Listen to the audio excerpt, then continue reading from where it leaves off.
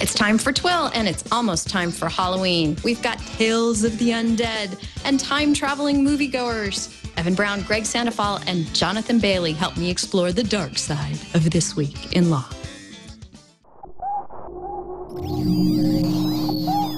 Netcasts you love. From people you trust. This is TWiT. Bandwidth for This Week in Law is provided by CacheFly at CacheFly.com.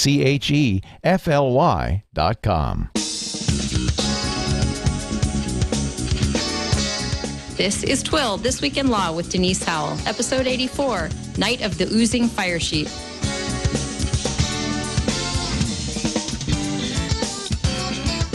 Hello and happy Halloween episode of TWiL. This is Denise Howell, a.k.a. Padme Amidala for your purposes today. Here with This Week in Law. We've got things that are scary, we've got things that are undead, and we've got a great panel for you today, including Greg Sandoval from CNET's Media Maverick. Hi, Greg. Great to have you back on the show. Happy Halloween. Thanks for having me. Our pleasure. Also with us from the Big Easy is Jonathan Bailey from Plagiarism Today. Hello, Jonathan. Hey, Denise. Thanks for having me. Ooh, spooky. Well, your pirate flag is even more appropriate today. So yes, it is. It fits perfectly. Thank you for flying the colors. And Evan Brown is here with us as well. Yes, happy to be here. Thanks for having me. Oh, it's great to have you. And for those of you who can't tell just by looking at Evan, he is going for Halloween and for our show today as a Geonosian arena beast. However, my husband assures me that's more of a state of mind than a state of dress. So yes. Always putting out the vibe of some sort. Yes, exactly. Evan, of course, you can find at internetcases.com and at Hinshaw and Culbertson, his law firm in Chicago, Illinois. So, folks, let's lead off with something that Hollywood thinks it has killed, but who knows how it will rise from the grave, and that is P2P, and specifically Limewire, which got its final death knell this week. Greg, can you bring us up to speed on that? Yes, the music labels in 2007 filed a lawsuit, and they accused Limewire and Mark Gorton, the founder, of contributory infringement, copyright infringement, all of the typical usual suspects. They got summary judgments, were granted summary judgment against Limewire in May. And since that time, the Limewire and labels have been negotiating. Apparently, those negotiations broke down. The judge, a couple days ago, hit Limewire with a permanent injunction, which essentially kills the service. The company still exists, but it will not be allowed to offer file sharing software again. So what will it do you think? Well, everybody thinks that they're going to try to create a legitimate service. But I can tell you right now, that's going to be very hard. The music labels, my sources have told me the music labels do not trust Mark Gorton. They say that for 10 years, Gorton has, and Limewire has cost them billions of dollars. And in every other negotiation, every time they've tried to get him to talk deals, he hasn't listened. Their only hope was to get him in court, and they have him where they want him now. He has very little leverage now, very little bargaining power. And so any thought that he's going to get a legitimate service, the first thing he would have to do, my sources said, is write them a very large check. Right, because they've certainly been out there as a thorn in their side for years and years now. Limewire was... well, in addition to Grokster, I guess, the go-to spot for file sharing once Napster went by the wayside. So it's been a long time that they've been trying to put this one out. What do you think, Evan, is going to happen in the way of either retaliation for this or in the way of P2P continuing its existence despite the death of this particular company? I don't know. I'm finding a hard time seeing much relevance to Limewire's demise, or much importance to it. You know, when I've been talking with people about this, you know, just kind of bringing it up in conversation. Oh, did you see that? It looks like Limewire is finally dead. You know, they had to. You know, they're not going to be distributing the software anymore. They very kind of strangely, oddly activated this backdoor kill switch so that it's no longer connected to the Nutella network and all that stuff. My reaction, or the reaction that I've gotten from people is like, oh, well, you know, were people even using Limewire anyway? Is it relevant anymore with, you know, since 06, 07, you know, with BitTorrent?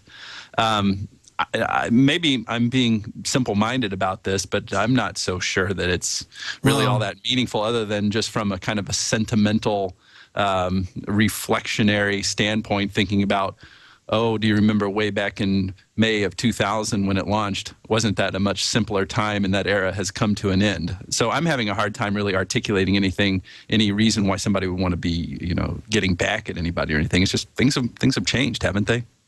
Can I respond to that, Denise? Can I respond Absolutely. to that? Go ahead. Early adopters, yes, they've all moved on. The true, you know, file share has moved on to BitTorrent and other services. But mainstream America, people that aren't as familiar with a lot of these alternatives, are still on it. 2/3, according to a couple of the research firms, including NPD, they say 2/3 of all file sharing is done at Limewire. So they still are relevant to the music industry, at least. Greg, bingo on that one. The tech crowd definitely moved on.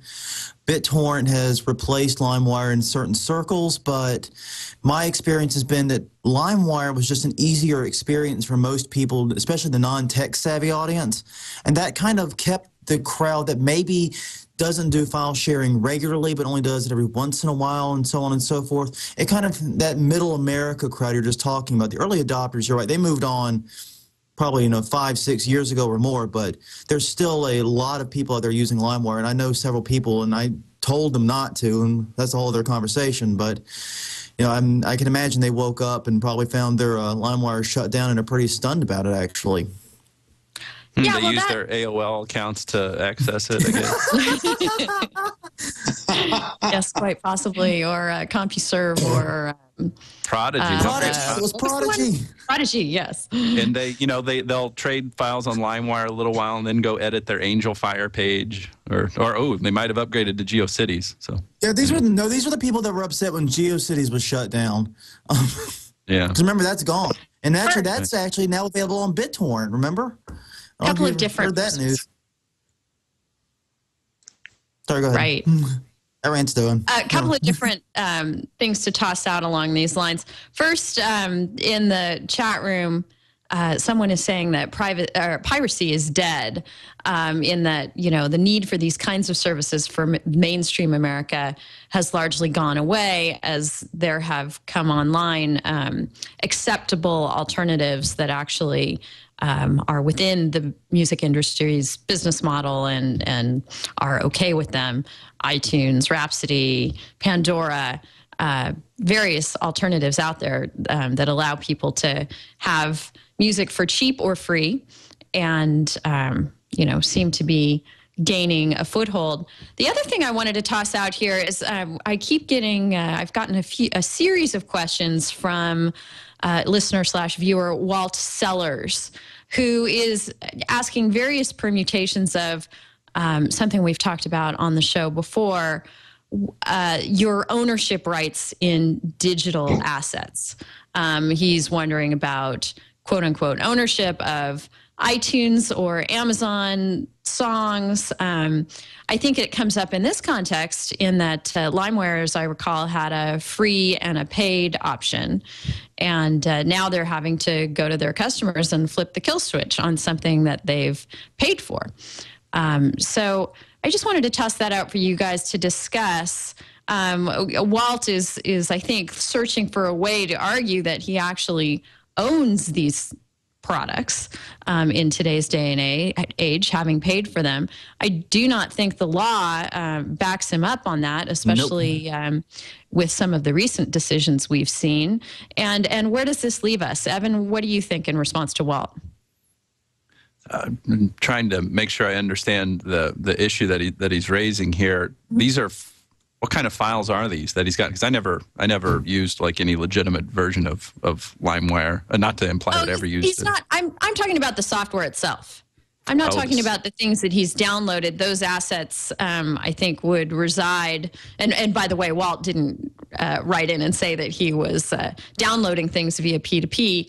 He's simply curious about the status of things that you have bought and paid for in the era of digital media and licensing, such as, for example, the LimeWire software itself, which is no longer going to have any sort of practical usage. Although Greg, help us out on this. It seems to me from what I've read about this that the entire P2P functionality of LimeWire is shut down. There is no ability to share licensed or authorized or Creative Commons or public domain kind of works via the system. Is that right? Well, I can't answer to every. If I understand your question right, how it was used, but if I understand you that this person thinks that he owned that software and has a right to hold on to it, you guys would probably answer that better than I do. I do know this: the Mark Orton and LimeWire this summer surreptitiously began installing this kill switch into their users' software without their knowing it, and quietly they did this. And if he's upset about that, he should be. There was no warning. There was absolutely no discussion about it at all. They get these. The company offered this service and made these deals with their customers or users, whatever you want to call them.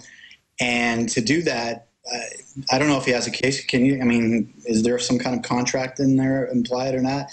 I just know from that's what I want to kind of hash through with Evan, my fellow lawyer on the call here, and obviously get your and Jonathan's thoughts too, that, this is something we see come up over and over and over again. Last summer, it was with Amazon and the Big Brother scenario where that particular book was switched off. We have seen it with music services before that have gone defunct, and people have bought DRM'd material that they are no longer able to play or even access.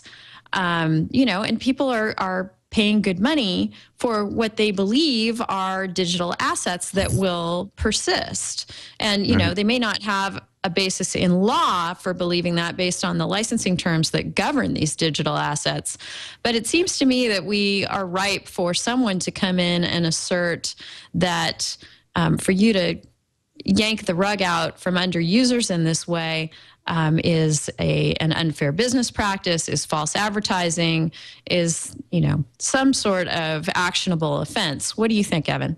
I think we can probably have a pretty intelligent conversation about what copyright law would say in terms of ownership of this stuff. I don't know that there's much of a reasonable dispute on the question that stuff like this is just merely a license, especially since there's no transfer of physical medium. Setting aside for a moment all the problems with the first sale doctrine and the things that can present, notwithstanding the Werner versus Autodesk case.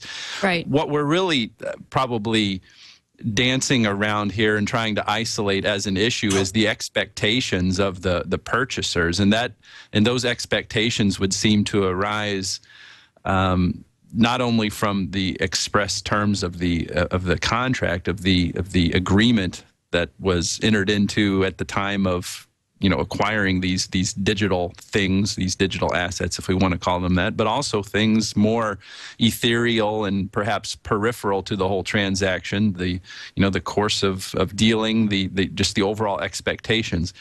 I had a phone call with Ernie Svensson, who has been a regular on the show before earlier this week, and we were talking about something completely unrelated to this. We were just kind of kicking around a set of facts, and he was talking about an experience he'd had with another lawyer in his firm when he had first started, and they were presented with this really just very off the wall situation where a client of the firm was obviously in the right from an equitable standpoint. It was actually, it was a case against an undertaker. So if anybody's ever, like playing, monkeying around in the type of arrangement you have between the grieving family and the undertaker, there's always equity is usually clearly on one side of that. And I love the way Ernie said it, because he said that the situation kind of oozes with equity. And in this type of situation, I'm not necessarily saying that it would ooze with equity on one side here, but there's this aspect of the expectations that these users have. And there's just something that seems kind of essentially unfair, or maybe obviously or clearly unfair about all this, that doesn't lend itself well to the label that a legal claim would give it. Like, it may not be a nice square peg that fits into a square hole called false representation or fraud or breach of contract or anything like that. But there's just something here that kind of wants to be articulated as something unfair. And I think that's the best that we can do in terms of a legal analysis at this point. Taking that sentiment, that feeling, and reading it along with what the express terms of any agreement between user and provider may have been at the time of the transaction. Great. Just wanted to test this. Burke tells me I'm sounding a little loud. Does this sound a bit better? Sounds fine. The mic. Yes. Okay, good. Jonathan, what do you think about the persistence of digital assets or lack thereof? And is this something where copyright and people's expectations are going to come to a head? Definitely. This is a very, very sticky area. And the reason, as Evan said, is the EULAs, the terms of service, everything we sign and agree to. I mean, those little boxes that 99.99% of us just tick through without even glancing at the text. We're signing away, the traditional ownership rights, what we think of when we purchase a CD or a DVD. We sign away those rights with that simple mouse click. And I have a good friend, in fact, he's the co-host of my podcast, Patrick O'Keefe. He purchases a lot of music. He is a huge music fan, has one of the largest libraries I've ever seen, and he refuses to buy anything electronically unless, of course, there's no other way for him to get it. And a large part of it is because he wants to own that copy. He likes tangible copies, but also because he wants that ownership and that security. And so even in this digital age, if you truly want to own your work, physical medium is still by far and away the best way to do it, for better or for worse, I'm afraid. And vinyl among those, right? Oh, yeah. Vinyl is definitely the best way to own music. Absolutely. Can't go wrong with vinyl. Well, speaking of music, Jonathan, I'd love it if you could, and here I'm going to cue you up with a little appropriate atmosphere. Ooh.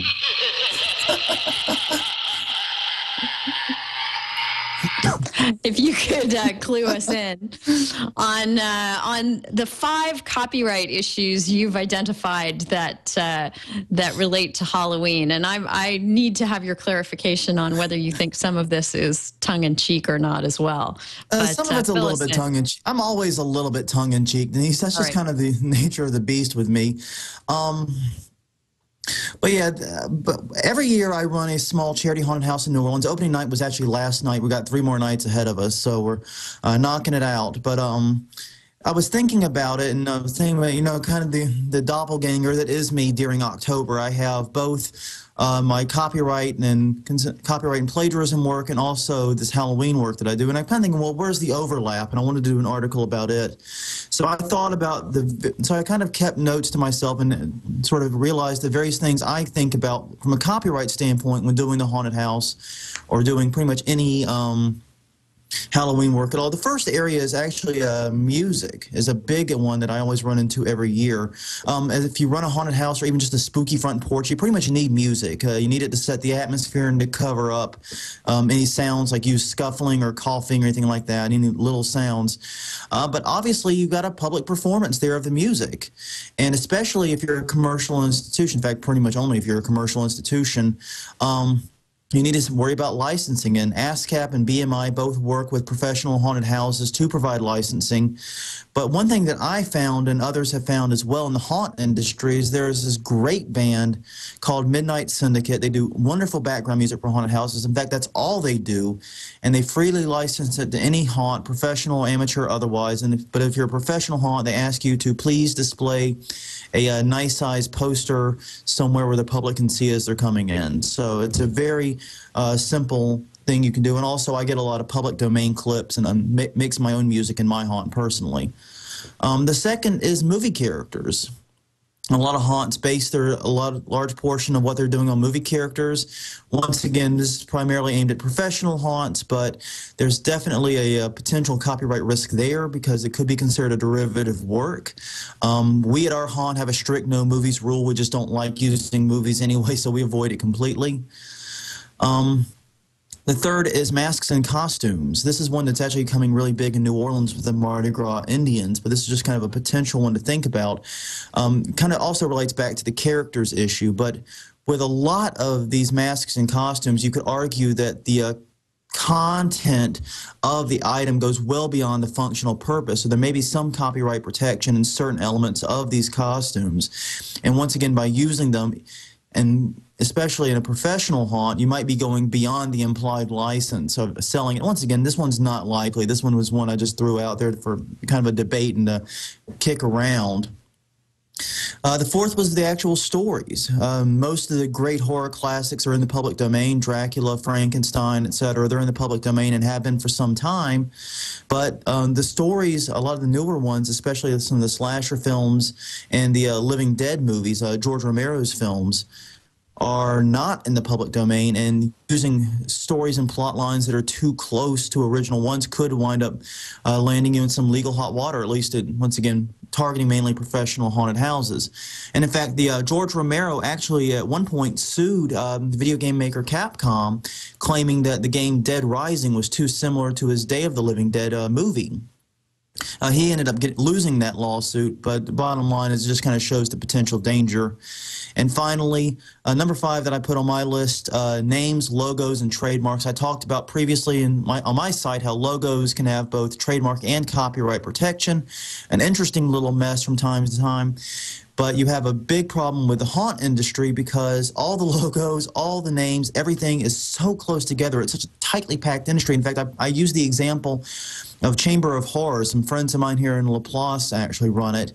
There are 4 Chambers of Horrors and 4 haunts with that name in the United States, at least, probably more out there. And the result is you have to worry about the potential trademark overlap, if nothing else, but also given the logos and a lot of the design work that goes into there may be some copyright protection there as well. So that's the 5 issues I raised. I'm pretty sure I missed a whole lot, though.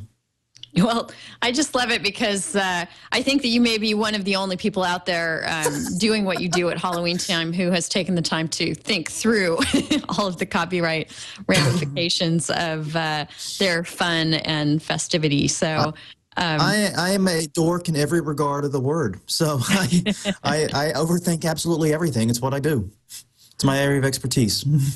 That's wonderful. Evan, any thoughts on Jonathan's legally fraught Halloween post? That's great. Great work, Jonathan. I'm more scared than ever. Thank you. Yes, exactly.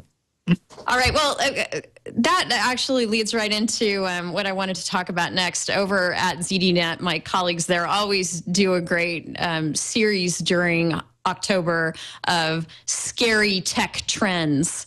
And Jason Perlow there has a wonderful post rounding some of them up. So I have a bunch of links that we could lump into that category of scary tech trends. But I thought I'd throw it out to you guys first and ask you each what you think is the scariest thing going on from the legal standpoint in the technology world right now. Greg, what do you think?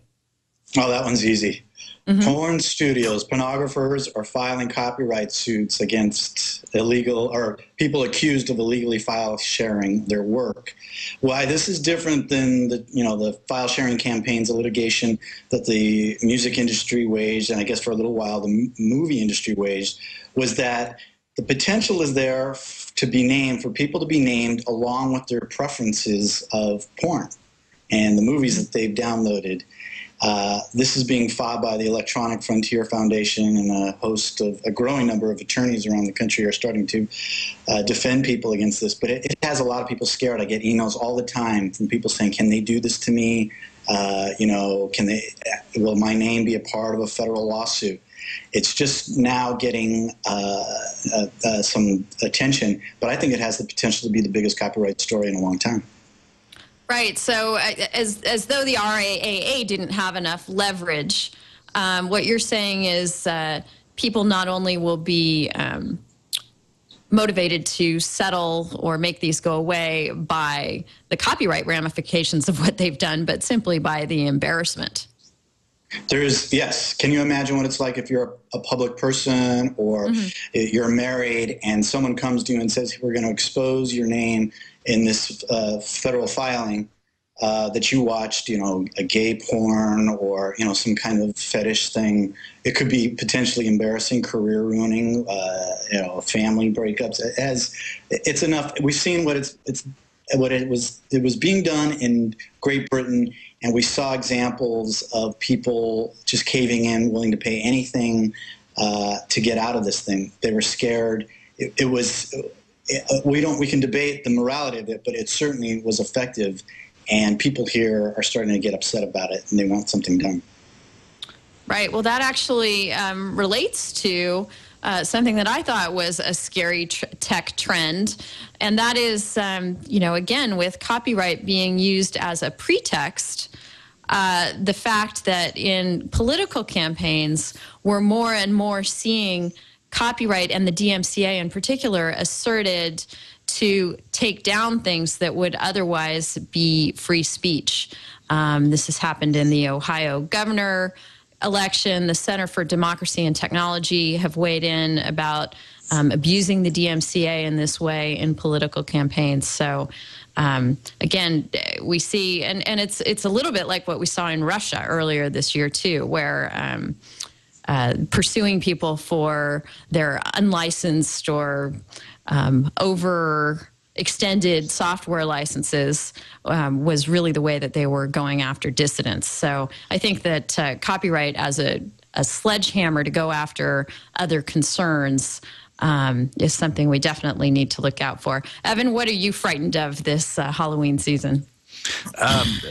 Just to add on to what Greg said there about the BitTorrent porn lawsuits, I'm helping out some of the John Doe defendants in a couple of the matters that are pending here in the Northern District of Illinois on those. And the things that I'm finding about this is that, apart from what Greg articulated there about your name being associated with your preference for a particular type of pornography, the thing that makes that is potentially even worse than that, and it's the situation that my clients are in, being associated with your predilection assumes that you actually did trade those files in the first place, and that it truly is your predilection.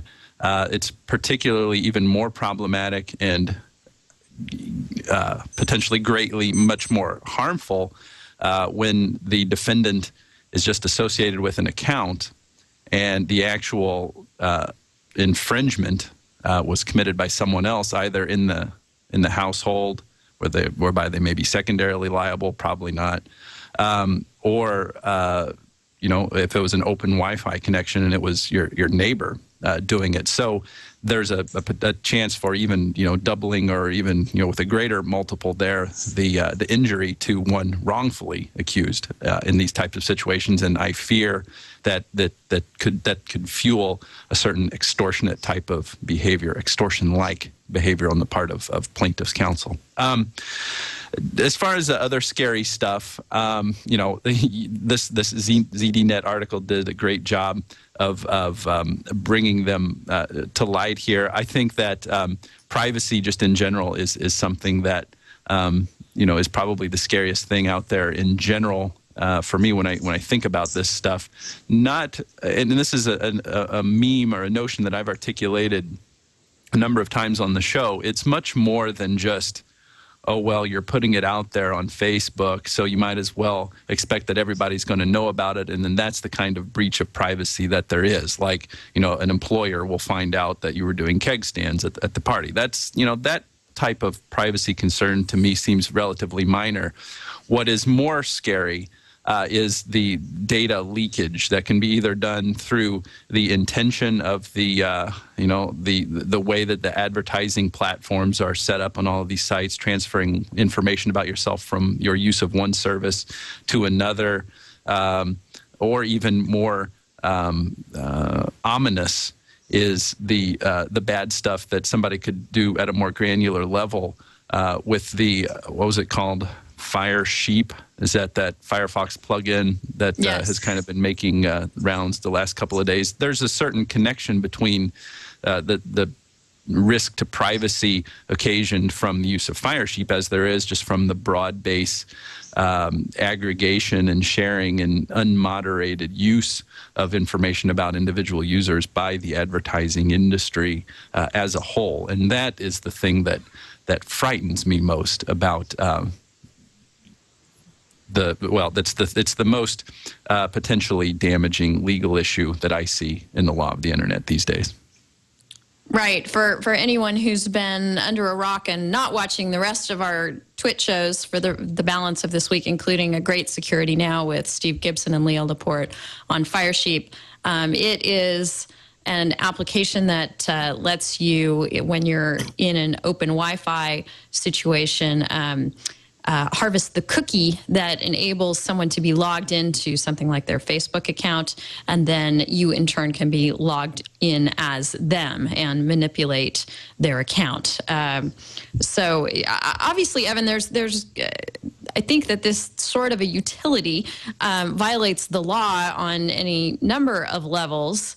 But do you think that there is any kind of effective legal remedy to put something like this out?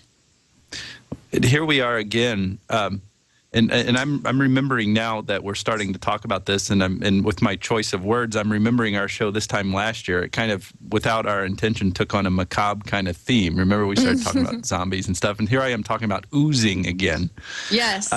You were oozing equity earlier. Yes, and this, I mean, isn't this another situation that kind of does this? I mean, do we really have to spend that much time? Or maybe not, I shouldn't say do we have to, but should we have to spend all of our time fussing over and trying to figure out how to label a legal claim? I mean, this is just so obviously wrong for someone to do this. There's got to be some kind of legal ramification, and the best that I can see is perhaps a violation of the Electronic Communications Privacy Act, using packet sniffing technology like this to intercept that type of communication, seems to run afoul of that. I'm aware that there's some sort of exception that Google has relied on in the Street View brouhaha, collecting Wi-Fi hotspot data. But wow, it just really seems like this is just fundamentally wrong.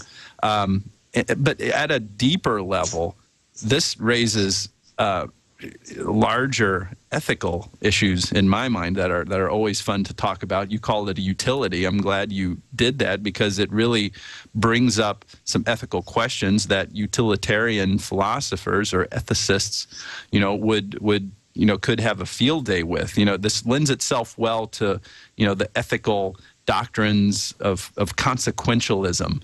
Why is it that this developer has introduced this Firefox plugin? It's to demonstrate the inherent vulnerabilities that are in sites like Facebook or Twitter by not using SSL encryption or that layer of security there. Right. To me, there's a real threshold ethical question at the individual level, at the developer level. Is it right to unleash harm into the world just to demonstrate the nature of that harm? Is the consequence of what you are doing, are the negative implications from the consequences of what you're doing outweighed by the purported larger benefit of raising awareness to those vulnerabilities or that problem in a more general level? Yeah.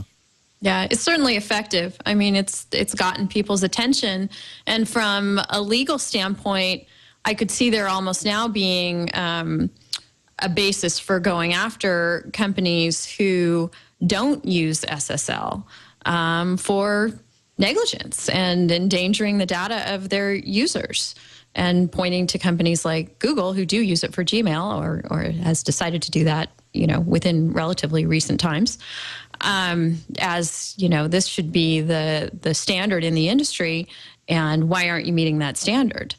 So I could definitely see some pressure being brought to bear because this was let out. But you're right. You raise a knife edge ethical issue there. It's just a question of nobody's dying over this. Some data is endangered, and maybe it might be worthwhile in the long run, to be able to secure other people's data. I don't know. What do you think, Greg? Should people be able to release things that cause harm if it's for a good cause? I'm one of those paranoid types, Denise. So I don't think. You have to balance out somebody much more authoritative voice than me, or maybe I don't know if I'd even trust the government. I'm one of those people that says if it causes harm and it should be of any kind, then it should be weighed very, very carefully, especially when we're talking about privacy. I'm serious. It worried me. I cover a story about Disney and one of the companies Disney was doing with that allowed Disney to collect information on children and their movements on the web. And so I'm seeing this stuff as, I hope somebody stands up and does a really good investigation. I don't do a lot of security stories, although I wish sometimes I did, because I would love to dig into some of this stuff. I think a lot of people are scared. Count me among them. All right.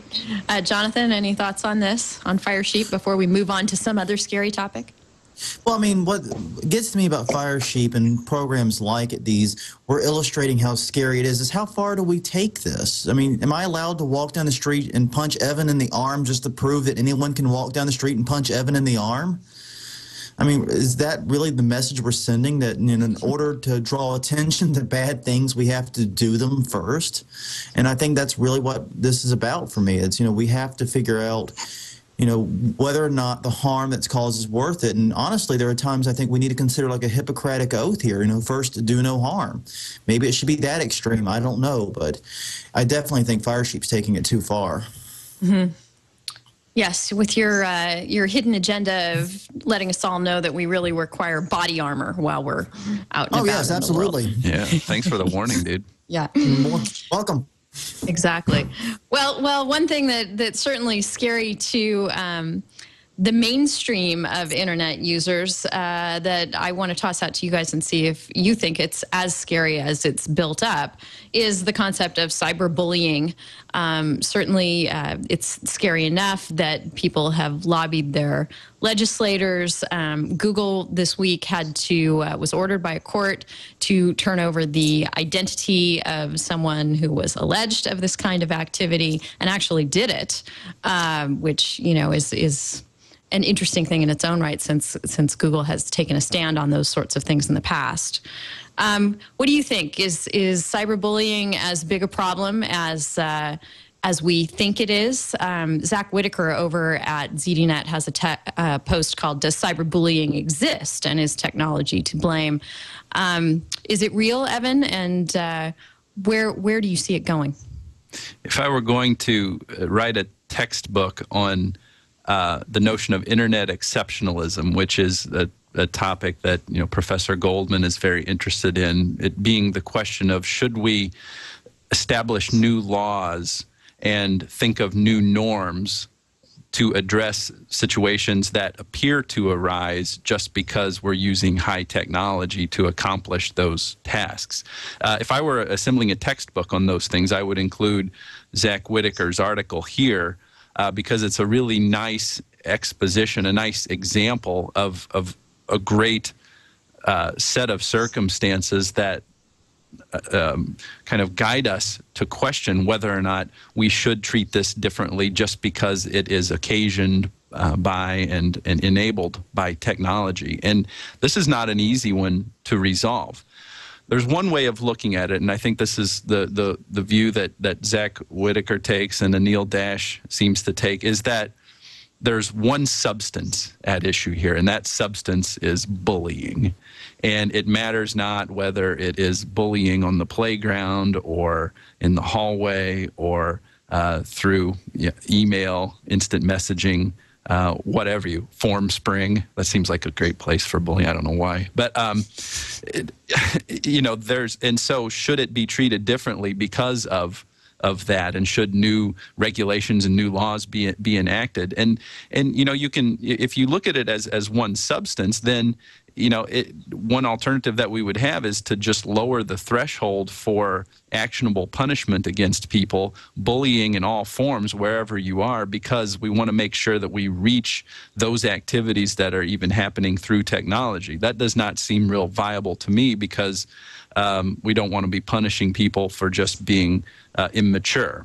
We only want to punish them if it's actually harmful and it rises to the level of needing to be punished. On the other hand, the argument in favor of some sort of internet or cyberspace exceptionalism would be, there's no denying that this type of harm can be much more invasive, much more able to cause damage to the emotions and the well-being of the target of this bullying if it's done using high technology. If you're, laying in bed at night and you have your cell phone by, on the nightstand, and you get a text message at 2:30 in the morning with somebody calling you names and threatening your well-being, that's much more, that can be much more harmful psychologically and emotionally than some taunting on the playground. So it's a tough issue. It's obviously not subject to any reasonable or easily ascertainable solution, other than to say, as what I've tried to articulate here, there may be some good arguments in taking kind of a pro-cyberspace, internet exceptionalism approach to regulating this area because of the potential to do greater harm occasioned by technology. What do you think, Jonathan? Is this problem overhyped or under-addressed? Well, as someone who was bullied a great deal, I imagine that. Big surprise there. Spoiler alert on my autobiography.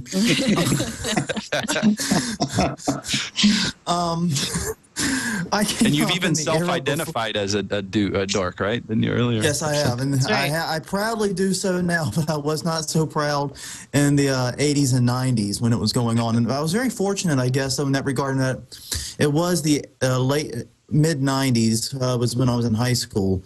Now I feel old. Thank you very much. But it was sort of the pre-internet era. There really wasn't. There was an internet, but it wasn't this phenomenon that bullies and others were exploiting.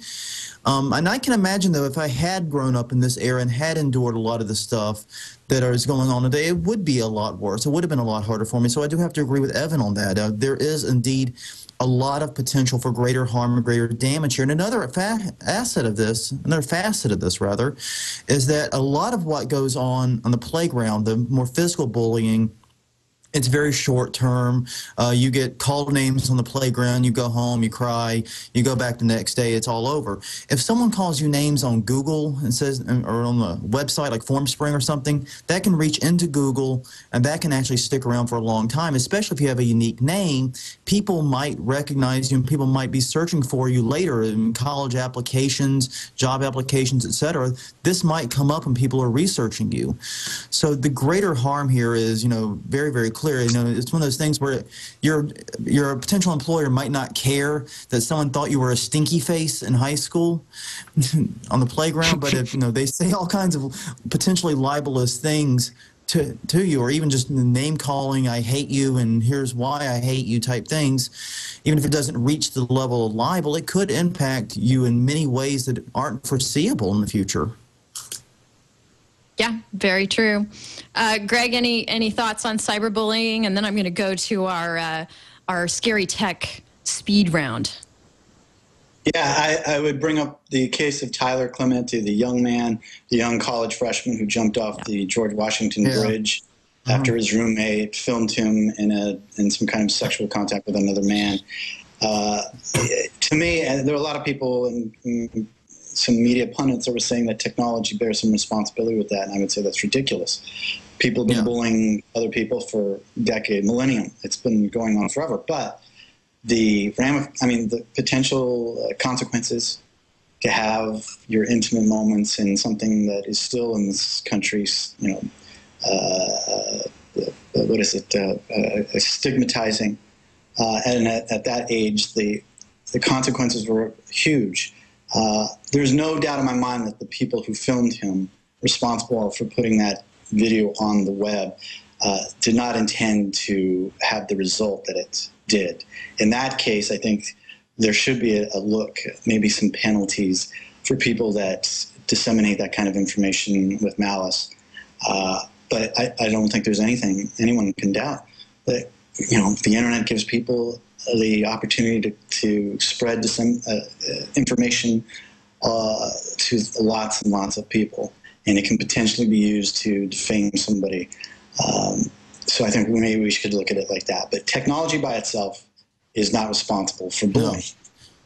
Technology is neutral. It's how humans apply it that creates problems or creates great things. Technology itself does nothing. I used to think that, and I used to believe that wholeheartedly, but I'm really starting to shift my thinking a little bit into thinking that it really is not neutral because of its inherent ability to have a larger, more concentrated effect. With Tyler Clementi, if that had been closed circuit television just going around his dorm, there wouldn't have been who's to say there wouldn't have been a problem? There may not have been as drastic a problem as what there was, given his knowledge that because of the inherent ability of the World Wide Web to broadcast those bits of data to the four corners of the earth, he felt much more angst about it. So I don't know if it's a difference in kind or a difference in magnitude when it comes to the effects of technology, but other than to just say that I used to believe with 100% of my fiber that technology was neutral in that respect, and I'm less than 100% sure now. It's something that I've put in RAM to process. Well, we'll put this in RAM to process too from Fopo Gijo in the IRC, who says that the technology amplified what happened there, but it doesn't necessarily make the technology evil. You could amplify something good as well. So I think that's a good point. All right. Our scary tech speed round, I'm going to ask you whether you think something's scary and explain why. Evan, let's start with you. Google. The technology is just neutral. It all depends on how you use it. How about Google could be the company? Google could be scary because there's just so much stuff out there, and they can connect dots that we don't know they're connecting. All right, Greg, WikiLeaks. Neutral. I would say they're neutral. I'd say they can only be, disseminate the information that they're given. I think the positives that they can helping get secrets out there. I have no problems with our government secrets being disclosed when they've done something wrong or something harmful. I think the government should have to answer to the people. And there should be very few secrets. So, no, I think WikiLeaks is not anything scary. Yeah, I just decided that. Okay, good to know. Jonathan, the future of television. Well, it's very scary if you happen to be in the television business. For the rest of us, probably not so scary. Okay, why do you think that? Because this one I think is pretty scary. Okay. So I'd like to flesh that out a little more. Well, television obviously is undergoing a lot of changes right now. Cable television, people are cutting the cord more and more, and we're seeing a drastic shift to medium. Like for me in my household, I don't even have cable television. I haven't had cable in probably 5 years now. Geez. We've been really big on the Netflix Watch Instantly. We have a queue, I think, of 256 things in there. We got to get busy after Halloween. But, for me, I don't need cable television. I don't need television at all, personally. What I want to watch, what I want to see is available for me completely legally and, for all intents and purposes, free. It's just through my regular Netflix account. So I think that there's a lot of changes going on, and I think there's going to be some long-term ramifications down the road. But right now, it seems to me as if people are shifting where they're watching their television and not necessarily watching less. Right. Well, one thing that happened this week that didn't necessarily make me tremble in fear, but just made me go, huh? Was the ABC, NBC, and CBS blocking of Google TV, which, just cognitively makes no sort of sense to me at all. As someone who has a couple of Mac Minis hooked up to TVs in the house, which essentially operate the same way. That's what I just did. So congratulations. I joined you. What are they going to do? Are they going to block every browser? And if so, there goes their experiment in online programming or online distribution. That coupled with the huge opportunity for the traditional entertainment industry to see this as a way to double or triple their existing revenues. If we go to an a la carte model of consuming your mainstream entertainment, instead of getting 57 channels or 857 channels in today's age with nothing on, you'll be getting the channels you want, but you'll probably be paying more than you were for your 57 channels with nothing on. Greg, you cover the entertainment industry quite a bit. Where do you think things are going, and are we going to wind up paying 5 times as much for 5 times less? No. I'm very optimistic of the direction the industry is going. Exhibit A, Netflix. While the industry might be taking baby steps in regards to Google, and I'm sure everybody knows this, Google scares the entertainment industry and has for a while now with YouTube. The music industry was very cautious of doing business with it. Netflix, Hulu, they're licensing these digital online web video outlets, and they're doing it in a big way. Netflix is getting lots of content. And regardless of what the cable industry is telling us, people are deciding and they're seeing Netflix is cheaper. They have lots of films, lots of TV shows. They're going to move over to Netflix, and they're going to move over to more of these web services. Apple included, Google too. Google will get the content. It's a matter of negotiations. Things are going to be much better. Our entertainment costs are going to come down. What do you think, Evan? Is there a net neutrality issue here? I'm having trouble actually putting one together in my head, because we're not talking about a carrier governing the traffic that's going back and forth. We're talking about a content provider saying, we will bless this platform for access, but not this one. Is there a legal issue that crops up? I guess I would have a little bit of trouble fashioning a net neutrality argument, right there at the nexus of those issues that we're talking about here. I mean, clearly there are network neutrality issues, further down the line in terms of managing the way that the content gets from point A to point B. But as far as what we're talking about in this present context here, it seems most driven by rights issues, copyright rights, the interest of the incumbents or the rights holders, to say it more, to say it less dramatically. So at this stage, no, I don't see one either. I don't think. Right, I do think it's a question of negotiation, but gosh, for Google to have to go to these people and say, really? You want us to pay to be able to display your stuff on our browser when, Denise over there with her Mac Mini has it hooked up to her flat screen and is accessing the very same content that we would like our customers to be able to. Seems to me, a difficult thing to ask Google to pay for when it is free to every other browser user out there. But we'll just have to see how that shakes out. It's not all scary out there, folks, thankfully. Fortunately, we've covered a few of these different stories where folks have gotten in trouble under wiretapping laws for taping or videotaping, audio taping or videotaping their own arrests or police actions.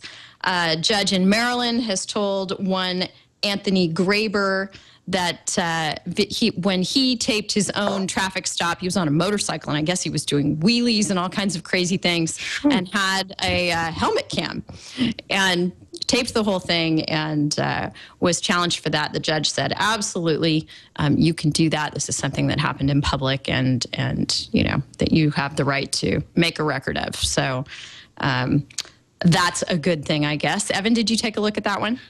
I did, and I suspect that the judge may not have been so unequivocal in his ruling here. He may not have said something like, we should not expect our activity to be shielded from public scrutiny, kind of as an unequivocal statement. If in this video, if you watch it, the motorcycle guy pulls to a stop after he's exited the unmarked police car, pulls up kind of in front of him and to the right. The ununiformed cop pulls out and immediately brandishes his pistol, his handgun at him, and it makes your heart rate accelerate, and you get a little jolt of adrenaline just watching this as a YouTube video. It's unimaginable the reaction that this guy, who only moments before was traveling down the interstate highway at 127 miles an hour, must have felt, to experience that. I suspect he knew the cops were following him. I think in the video you can see that he passes a cop car, and you can tell from the helmet cam that he does one of these, turning around. So, he knew he had to have. He must have reasonably known that the cops were following. But still, to have some dude with, a mean look on his face hop out of the car and, do this to you is something that is not fun at all. And so I have a feeling that whether, consciously or not, that the fact that that's what was captured on this may have affected the judge's approach a little bit. I don't know. Other than to say that really adds a lot of spice to this set of facts right here. The fact that it was so belligerent on the part of the cop. Yeah, absolutely. And you've given me a good opportunity to ask whether I should sport the blaster that came along with the 8-year-old version of my costume, or if perhaps more appropriate to my age and mommy role, I should use the glue gun that I used to put some of the costume together. So you can make spider webs with that. Yeah, absolutely. So I'll put that out for the you guys on the IRC, whether you think I should go with the silver blaster or the glue gun, because I haven't made up my mind one way or the other on that yet. Which one would be more threatening, I guess, in a motorcycle stop would be the touchstone there. Over at CNET, Greg, your co-writer over there, Chris Matisic, if I'm saying his name right, also writes about not so much honor among thieves, but honor from thieves. Apparently in Sweden, there was a professor who had his laptop swiped and all of his data that he needed for his career and his class, etc. But mysteriously, what was returned to him was a USB stick with all of the data from his laptop. So there we have, I guess, a nice gesture of, they'll be able to benefit monetarily from the theft, but the professor doesn't have to lose everything that was important to them. What do you think of that one, Greg? A little compassion from a thief, yes. I think first, I think Chris gets it, finds these stories, these great stories, and second, maybe the guy was a techie. You know, that's been my experience that techies kind of look out for each other in that kind of regard. You know, you can take the guy's little laptop. I guess he saw that it wasn't that big a deal if he wasn't watching it, but he felt bad that he was going to take his hard drive. So who knows? Right. All right. Well, I see a good advertisement for backups out of this, though. Back up. Get a time machine. Get something, anything. Back up your hard drives now. Just a reminder, not every thief is that courteous. That's right. Of course, TWiT Network sponsor Carbonite is wonderful for that kind of purpose. Excellent. Good idea. Not all of our thieves have Swedish sensibilities. In the news this week, we've talked about TV a little bit on the show. IVTV is the outfit that for $4.95 a month is attempting to deliver local broadcast channels in the way that a cable or satellite network would. They are duking it out against all the major networks in a court in New York. There's a motion for TRO and preliminary injunction pending, and Ivy has come out swinging in response, arguing that the Copyright Act actually authorizes their existence. So we should get some ruling on that soon as we see whether they're able to demonstrate if there's irreparable harm to the networks. Then perhaps if the judge is convinced of that, he or she, I'm not sure who the judge is, will order a preliminary injunction while the rest of this is resolved.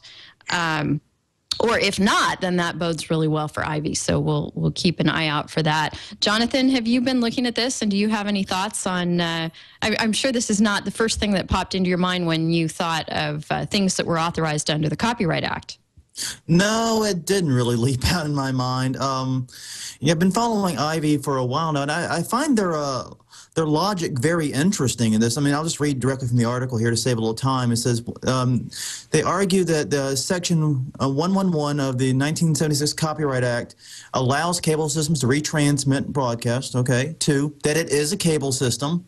And 3, that is entitled to the statutory license and pays the Copyright Office for that license. However, they're also arguing that since they are only on the internet, the rules of the FCC regulations do not apply to them. And talk about a have your cake and eat it too moment. I mean, exactly. Like, whoa. What the heck? That is really trying to live in two universes at once. That sounds like a Dick Cheney, I'm in the presidential branch, but I'm not in the presidential branch moment. It sounds like one of those to me, really. All right. Well, Greg, what do you think is going to happen here? I'm also very skeptical of their chances here. I had the same feeling when I read about their arguments. I thought it was kind of interesting.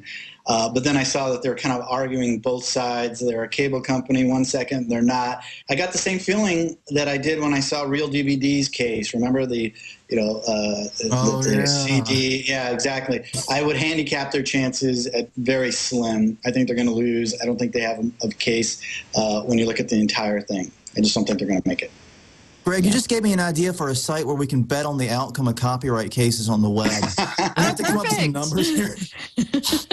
The long now meets copyright law, because copyright cases can be a long now as they unfold through the court system.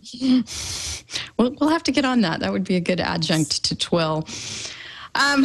Also a good adjunct at the end of each show, we like to give you a tip and a resource. And our tip this week is from Evan, and it is don't let your lawyers input your data into your software program. And why shouldn't people let their lawyers do this thing, Evan? Well, there was an interesting case that came down from the Fifth Circuit in the last couple of weeks. That's the federal circuit that includes, Texas and some other states in that part of the country. Is Louisiana in the Fifth Circuit? No, I think we're fourth. Yeah. Well, in any event, it's down there somewhere.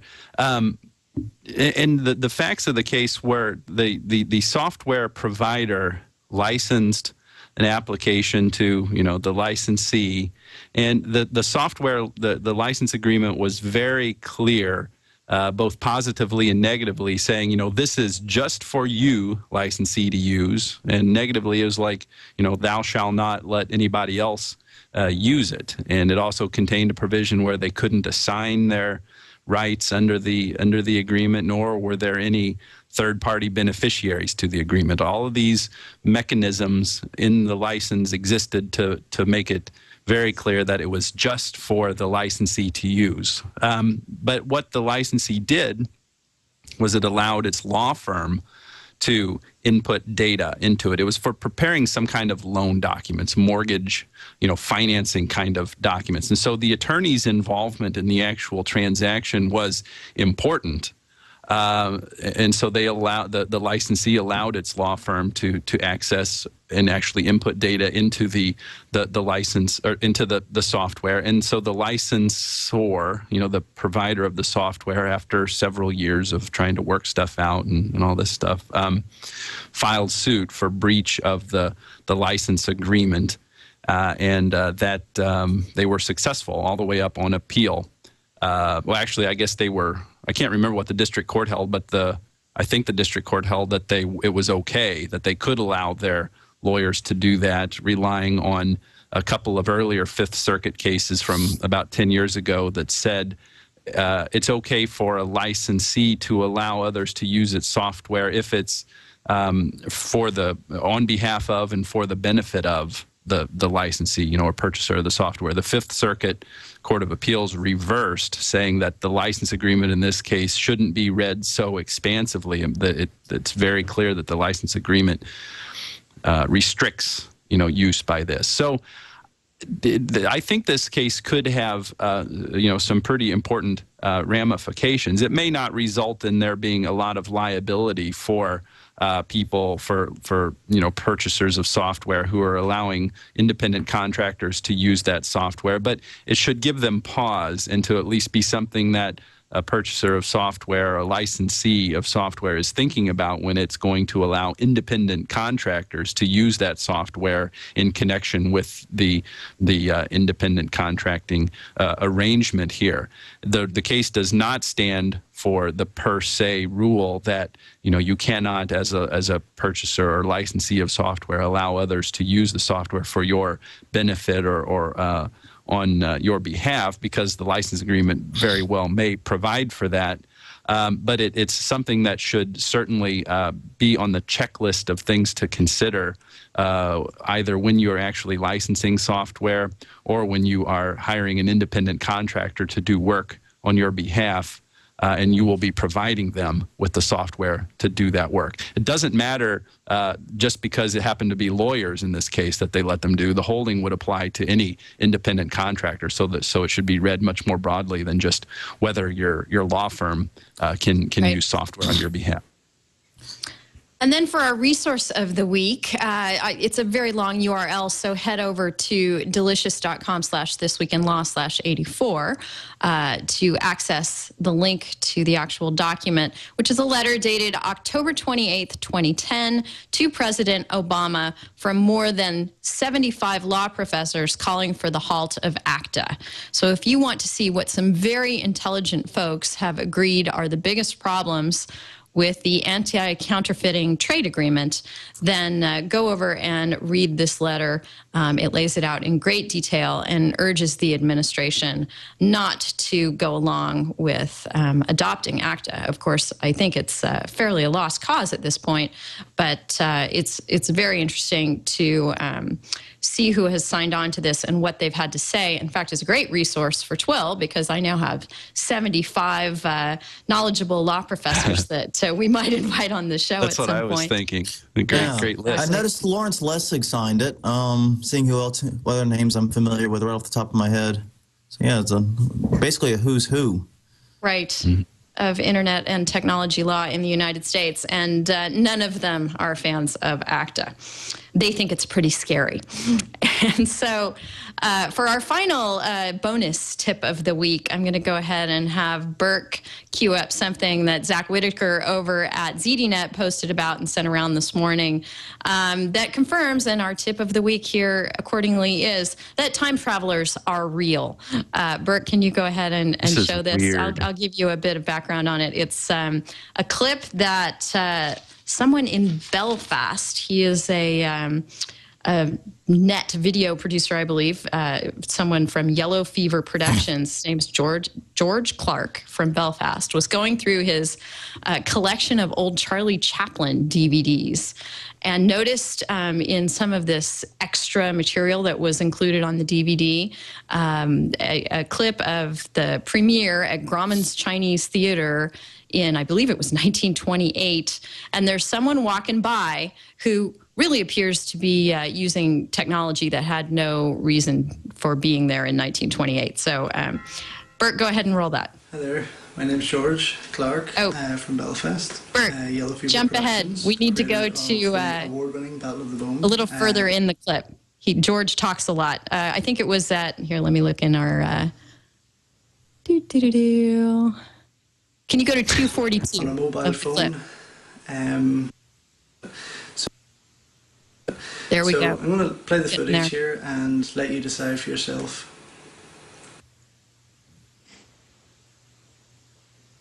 So we've got that one guy in the hat. Now watch the quote-unquote woman behind him. Now, George thinks that she suspiciously looks very masculine for a woman, that it might be a guy in drag. But just as the dissolve is happening, the crossfade in the video, look how he or she turns toward the camera, appears to be chatting on a cell phone.